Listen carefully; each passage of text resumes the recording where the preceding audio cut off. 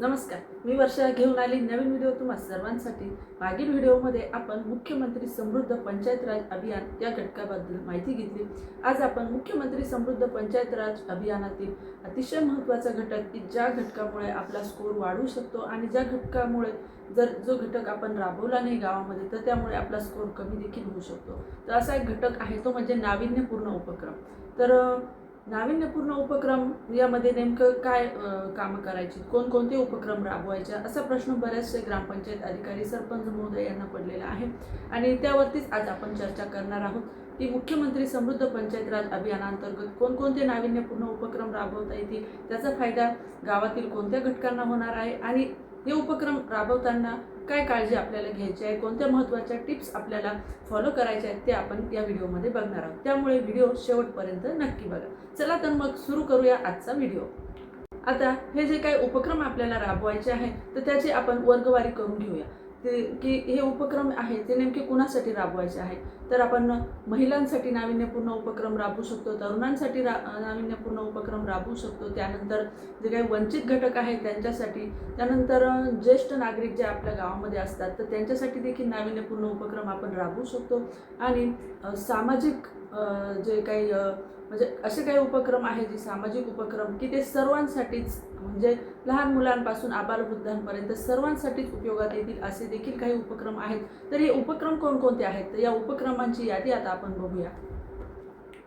तर सर्वात प्रथम आपण बघूया महिलांसाठीचे उपक्रम। बघा, स्थानिक स्वराज्य संस्थेमध्ये देखील महिलांना 50% आरक्षण दिलेलं आहे आणि ग्रामपंचायतच्या कारभारात देखील महिलांचा म्हणजे ज्या गावामध्ये महिलांचा सहभाग असतो त्या गावामध्ये प्रगती देखील होत असते आणि महिलांसाठी आपल्याला काही नाविन्यपूर्ण उपक्रम राबवता येतील।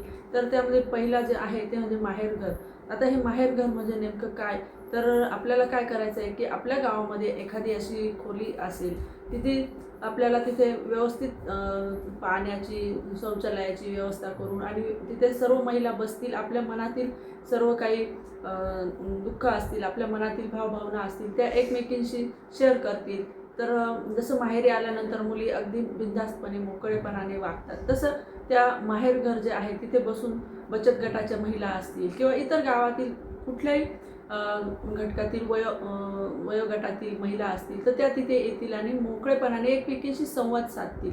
बघा, संवाद साधल्यानेच त्या एकमेकींचे दुःख काय असतात ते कळतात। म्हणजे आपला मनातील भावना व्यक्त करण्यासाठी त्यांना पाणवठ्यावरच का जावं लागतंय किंवा इकडे बाहेर।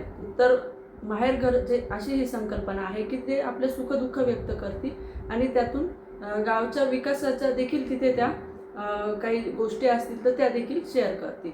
तर ज्या ग्रामपंचायतीची आर्थिक परिस्थिती चांगली आहे तर त्यांनी सुसज्ज असं माहेरघर किंवा बचत गटांसाठीचं जे ऑफिस असतं तर ते देखील नाविन्यपूर्ण उपक्रमांमध्ये आपण घेऊ शकतात। आणि ज्या पंचायतीची आर्थिक परिस्थिती थोडीशी नाजूक आहे तर अशा या पंचायतींनी ग्रामपंचायती हद्दीतील एखादे आपले जुनं ऑफिस असेल किंवा एखादी इमारत असेल तर ती जरी दुरुस्त करून माहेरघर म्हणून तिला नाव दिलं तरीसुद्धा चालू शकतं।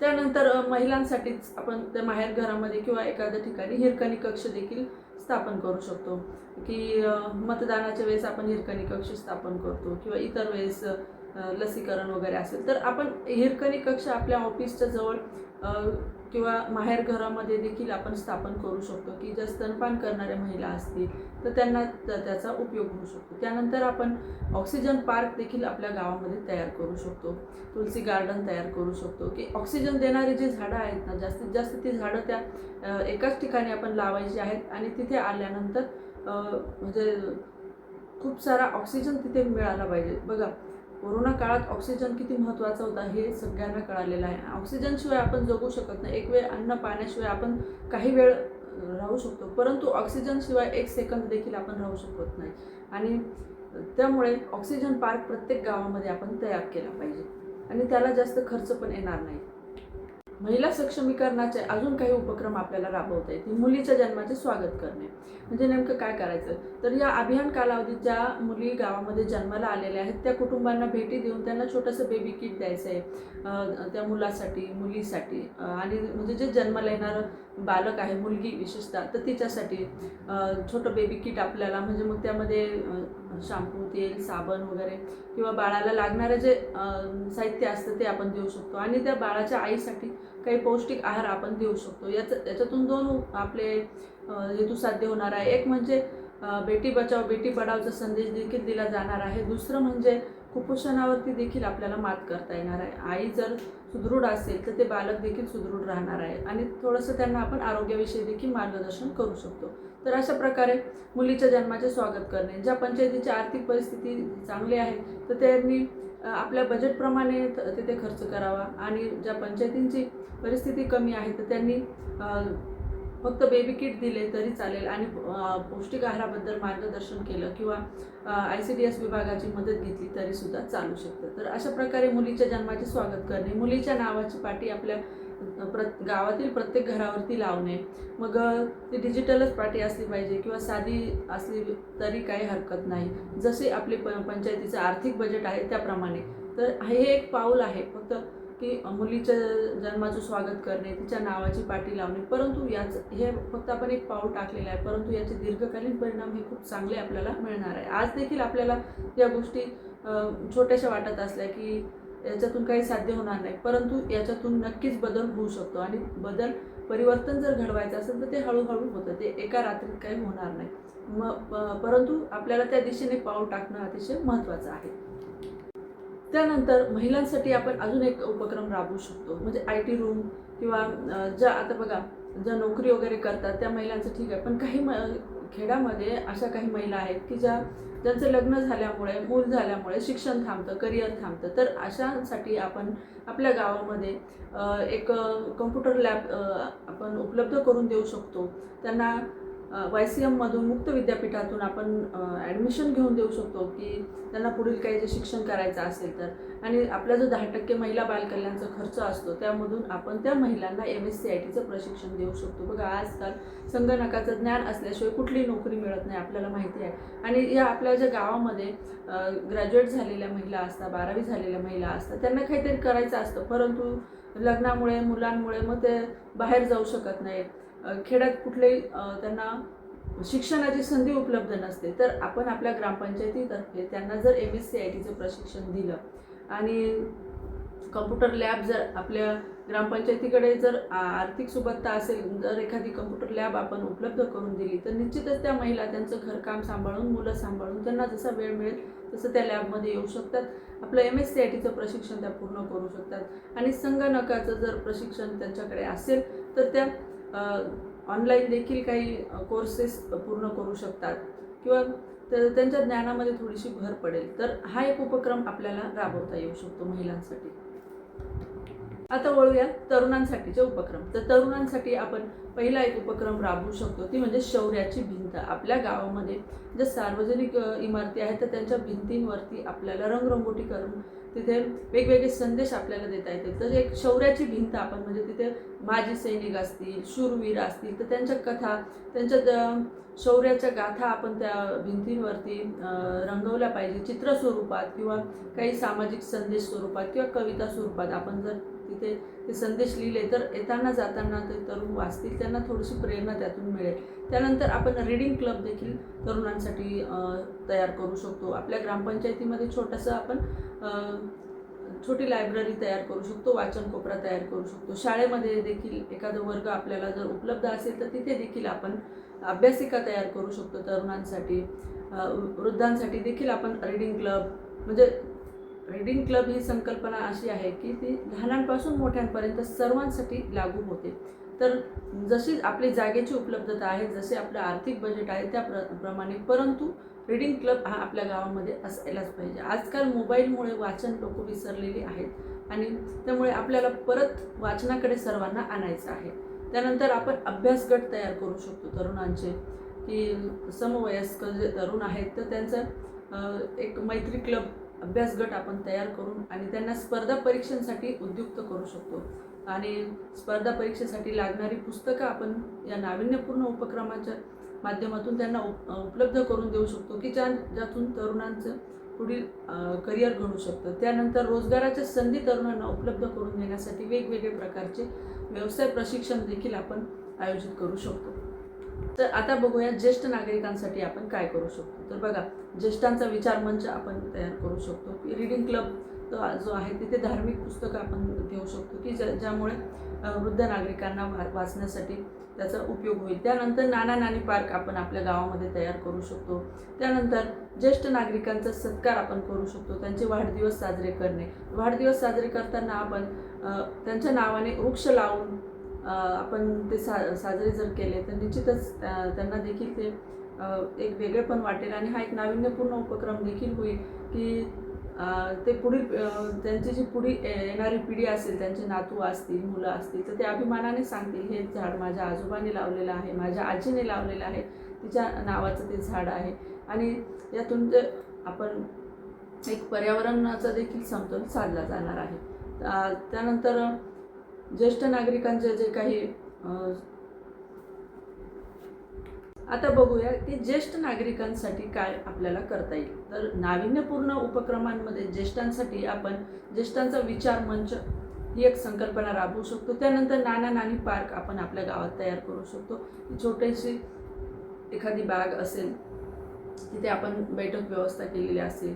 त्यानंतर वृद्धांचे जे आवडीचे काही धार्मिक ग्रंथ वगैरे असतील ते देखील आपण आपल्या अभ्यासिकेमध्ये आपल्या जो रीडिंग क्लब आहे तिथे ठेवू शकतो की ज्यातून ज्येष्ठ नागरिकांच्या जे काही समस्या आहेत त्याच्यावरती विचारमंथन करण्यासाठी आपण ज्येष्ठांचं एक आपण जे म्हणतो एक क्लब स्थापन करू शकतो. म्हणजे तिथे सगळं ज्येष्ठ नागरिक येतील आणि एकमेकांचे जे काही सुखदुःख असतील ते तिथे शेअर करतील. म्हणजे ज्येष्ठांचा विचार मंच थोडक्यात तिथे तयार होईल आणि ज्येष्ठांचं मार्गदर्शन देखील आपल्याला आपल्या ग्रामपंचायतीच्या विकास कामामध्ये घेता येईल. तर अशा पद्धतीने ज्येष्ठ नागरिकांसाठी आपल्याला अनेक उपक्रम राबवता येतील. ज्येष्ठांसाठी काही शासकीय योजना देखील असतात, तर त्यांची देखील आपल्याला माहिती देता येईल आणि त्या देखील आपल्याला राबवता येईल. तर अशा पद्धतीने मुख्यमंत्री समृद्ध पंचायत राज घटकामध्ये नाविन्यपूर्ण घटकाला अतिशय महत्त्व आहे आणि अनेक उपक्रम आपण यामध्ये राबवू शकतो. आता झाले महिलांसाठी, ज्येष्ठ नागरिकांसाठी, त्यानंतर तरुणांसाठी. तर हे अशा घटकांसाठी झाले, परंतु काही उपक्रम जे आहेत ते सामाजिक उपक्रम आहेत. ते लहानांपासून मोठ्यांपर्यंत सर्वांना याचा उपयोग होणार आहे. तर ते उपक्रम कोणते आहेत ते आपण आता बघूया.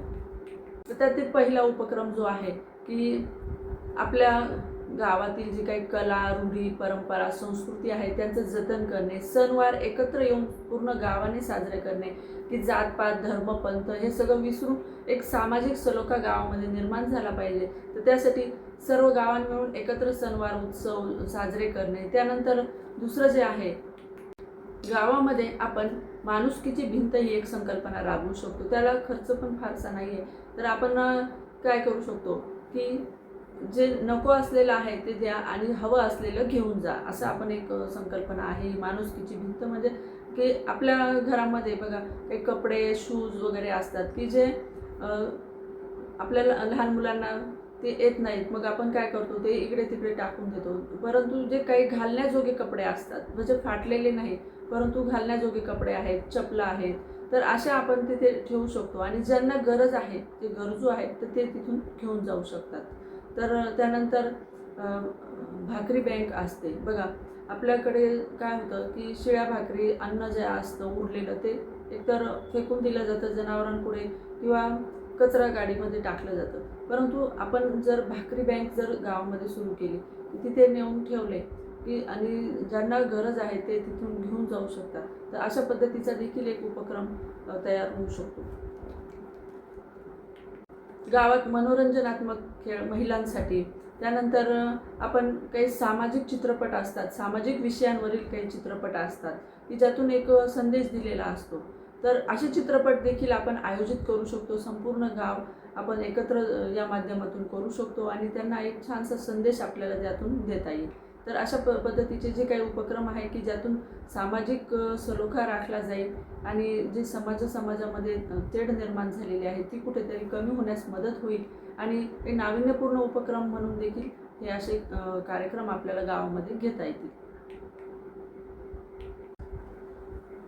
आता हे उपक्रम राबवताना काय काळजी घ्यायची, तर पहिली महत्त्वाची टीप आहे ती म्हणजे कॉपी पेस्ट करायचं नाही आहे. शेजारच्या गावाने किंवा एखाद्या तालुक्यातील गावाने एक उपक्रम राबवला, तोच लगेच आपण त्यांचं बघून करायचं नाही. निश्चितच चांगल्या गोष्टींचं अनुकरण केलं पाहिजे, परंतु त्यांची आर्थिक परिस्थिती काय आहे, त्यांची भौगोलिक परिस्थिती काय आहे आणि आपली परिस्थिती काय आहे हे आपण बघितलं पाहिजे.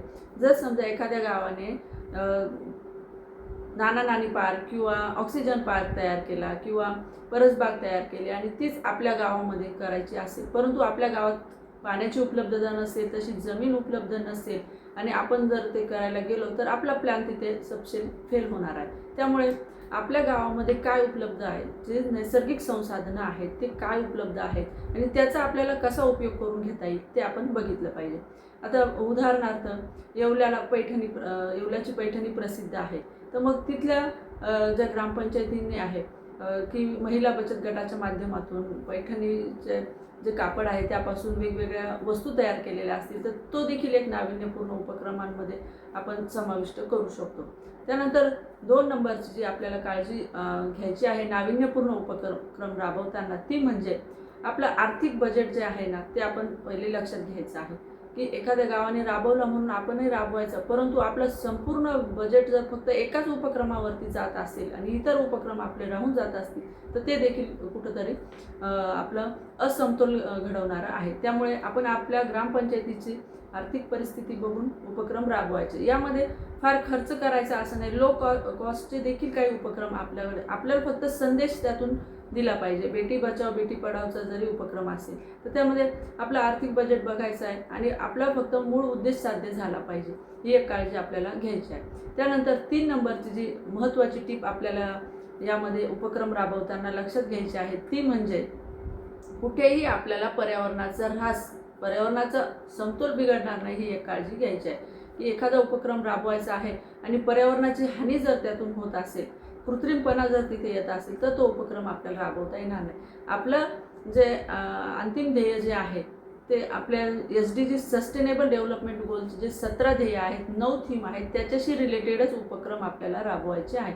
म्हणजे एखाद्या उपक्रमातून कोणती थीम साध्य होते आहे, कोणतं ध्येय साध्य होत आहे, हे आपल्याला तिथे स्पष्ट करून सांगता आलं पाहिजे की ज्यावेळेस कमिटी बघायला येईल आपल्या गावामध्ये की ह्या उपक्रमातून हे ध्येय साध्य झालं, ही थीम साध्य झाली, हे आपल्याला त्यांना पटवून देता आलं पाहिजे. त्यामुळे पर्यावरणाचा ऱ्हास होणार नाही, पर्यावरणाचा समतोल बिघडणार नाही, हे आपण लक्षात घेतलं पाहिजे. त्यानंतर 4 नंबरची टीप आहे की कुठेही आपल्याला शोबाजी भंपकपणा अजिबात करायचा नाही आहे. जसं आहोत तसं आपल्याला ओरिजिनल तिथे प्रेझेंट करायचं आहे. कारण काय होतं की आपण फक्त पुरस्कारापुरतं हा उपक्रम आपल्याला राबवायचा नाही आहे. आपलं जे ध्येय आहेत, 17 ध्येय ठरवून दिलेले आहेत, ते त्यातून साध्य झाले पाहिजे, 9 थीम त्यातून साध्य झाल्या पाहिजे. फक्त पुरस्कारासाठी हा उपक्रम नसावा, तर शाश्वत एखादा उपक्रम असावा. एखादा उपक्रम आपण सुरू केला आहे ना, समजा मुलीच्या जन्माचे स्वागत करणे हा उपक्रम आपण सुरू केला आहे, तर तो पुढे देखील आपल्याला कंटिन्यू करता आला पाहिजे. रीडिंग क्लब आपण सुरू केला आहे, तर फक्त या अभियान कालावधीपुरता तो नसावा, तर तो पुढे देखील चालू राहायला पाहिजे. आज जर तुमच्या अभ्यासिकेत 50 मुलं असतील, तर भविष्यात 100 आले पाहिजे, 150 आले पाहिजे, तर ते वाढत गेले पाहिजे.